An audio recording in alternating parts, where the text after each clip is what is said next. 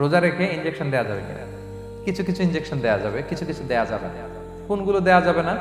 Energetic injection দেওয়া যাবে না। যে ইনজেকশনে ফুড সাপ্লিমেন্টারি আছে, যেটার মধ্যে নিউট্রিশন ভ্যালু আছে, এই ইনজেকশনগুলো দেওয়া যাবে না। এমনও ইনজেকশন আছে যেটা দিলে 7 দিন আপনার আর খাওয়া লাগবে না, একেবারে তরটা যাবে। এরকম ইনজেকশন দেওয়া যাবে? তো আপনি সিস্টেম করে খাইলেন কেমন যেন, তাই না? আপনি অন্য ওয়েতে দেহে এনার্জি ইনপুট করলেন, এটা করলে রোজা ভেঙে যাবে। তাহলে food supplementary injection, nutrition value আছে এরকম injection, energetic injection, energy boost up করে এরকম ইনজেকশন দিলে রোজা ভেঙে যায়, এগুলো দেওয়া যাবে না। কিন্তু পেইন কিলার যে ইনজেকশনগুলো আছে এটা দিতে পারবেন। পেইন কিলার ইনজেকশন দিতে পারবেন, অ্যান্টিবায়োটিক ইনজেকশন দিতে পারবেন, অ্যানেস্থেটিক ইনজেকশন দিতে পারবেন, এই জাতীয় মেডিকেশন ইনজেকশনগুলো দিতে পারবেন।